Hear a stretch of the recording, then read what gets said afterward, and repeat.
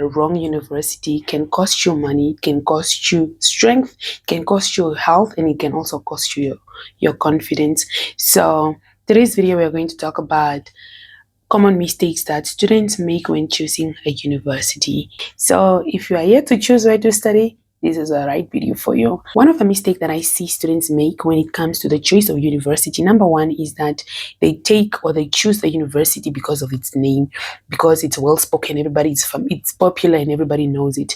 Yes, that is very important, because we don't want you to go to an institution that nobody knows. Yes, we need to know it, but a university being big does not mean that it's best for you, or it's good for you, or it's good for the career, for the course that you want to study. So you want to look at course style that they offer. What is the course structure like? For example, when we talk about university in Namibia, everybody thinks of UNAM, right? So for example, if it's at UNAM, you need to structure, like, how is the course structure? For example, you want to do education, you want to teach, you want to learn how to teach, you want to go to a university that you know that you're going to do your teaching practice, not where you are just being taught to be a teacher but you never go out. So those are some of the things that you need to look at. So don't just go to an institution because it is known or because it has a big name. So look at the course structure, look at the support system as well, look at the course nature, look at all those things. It is very, very important thing that I see most students do is they take or they pick a course without understanding the career. The first thing that I always say is ask yourself a question. If I pick this course, if I'm going to study geomatics, for example, what am I going to be called after? I remember having this conversation with my younger brother when he was first year at UNAM, and I asked him, he was doing environmental chemistry, I think, and I asked him, when you finish doing environmental chemistry, what are you going to be called?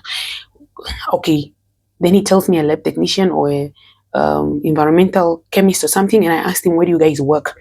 So you need to know all these things. You are studying, right? You are going to do a certain course. What are you going? You remember, you are aiming for something, right? So what are you going to be called after? What career path are you taking? You can't just pick a course because you are going to school. You need to know after you finish what exactly are you going to be doing.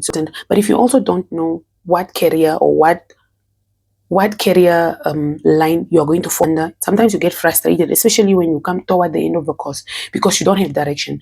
You will end up getting frustrated and you might as well drop out and just be like, actually what I'm doing is I'm wasting time. What am I going to be called after this course? For me, when I registered, I was doing environmental health, and I knew that after I finish, I'll be a health inspector.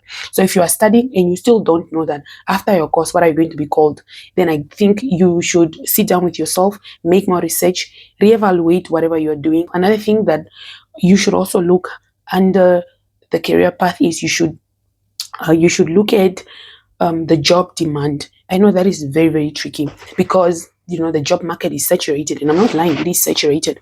But look at the job market. Where is it? I don't really put emphasis on it, because as a child of God, God will always create an opportunity for you. But look at the job market. Where do you want to work? For example, you are doing geomatics. There is a very interesting course I was reading the other day. I forgot the name. I will look for it and I'll put it on the screen. But the job market is not in Namibia. Some of these courses are very beautiful, very beautiful, very doable, but the job market is not in Namibia. So don't limit yourself to say, I cannot study a course because the job market. Yes, aim high, because you are an international citizen. So yeah, so when you are choosing an institution, please make sure that you research on the career that you take after you have graduated. Another thing that I see students make is they ignore their accreditation and recognition. I don't know how to overemphasize this. You can choose a very nice course that have never been done at UNAM. It has never been done maybe at NAST. It has never been done at IUM. It has never been done at NIT or any of these institutions that we know. But as long as that institution that you decided to take up that course is not recognized, you are wasting your money, you are wasting your time, you are wasting your strength.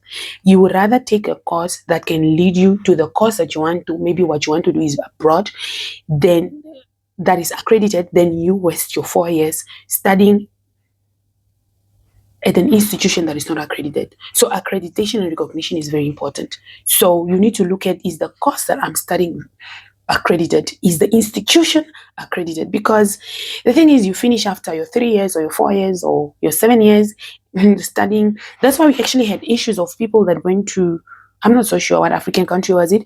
I think I was in a police station one day. I was put certifying my copies, and there's a girl that came in. She had like, I think it's a Zimbabwean university, because she kept on explaining to the officers, and that these people refuse to put their stamp on it.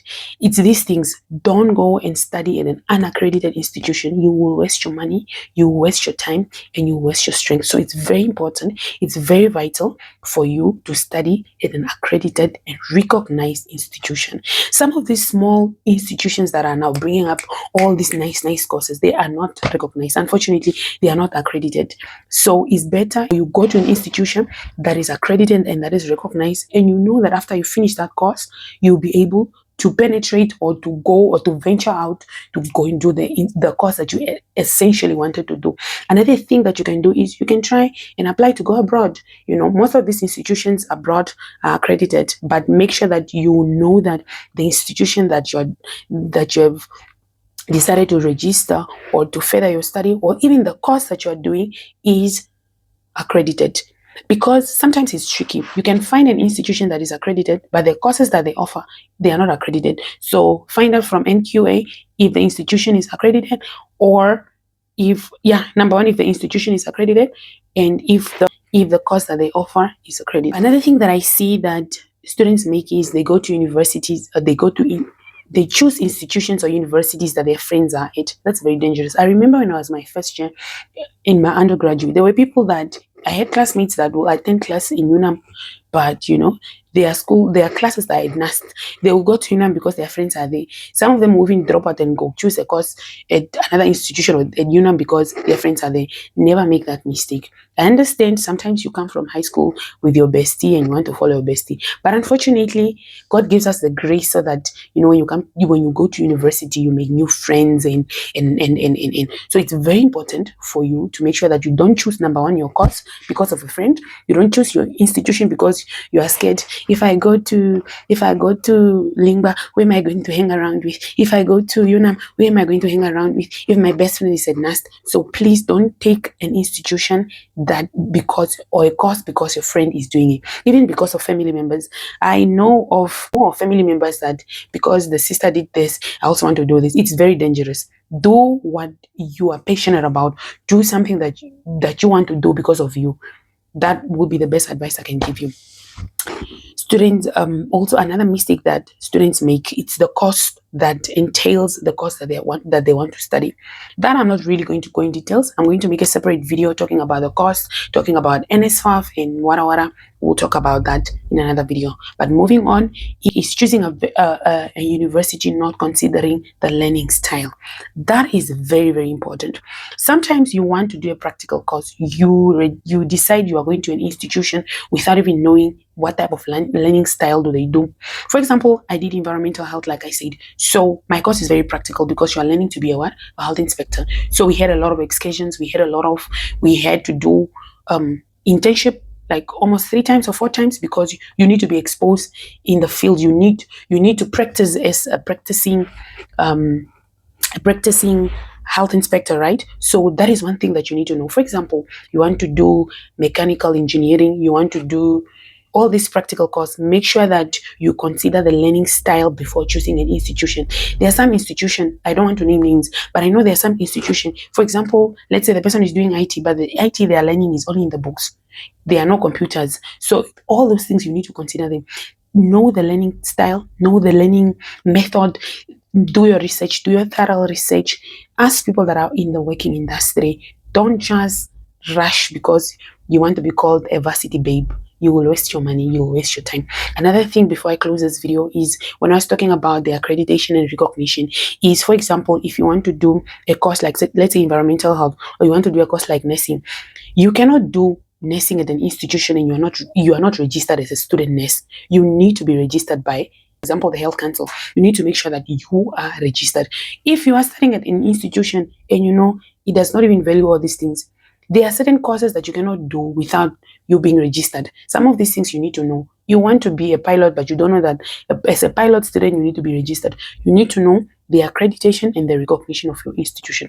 I feel like I spoke so much and I have overtaken my break that I wanted to take. It's supposed to be 10 minutes, and I think this is like 11, 12, 13 minutes. So thank you guys so much for watching. Please do, if you have gone to school already, or whatever question you have, to drop it in the comment section and I'll definitely respond. Thank you so much for watching my video.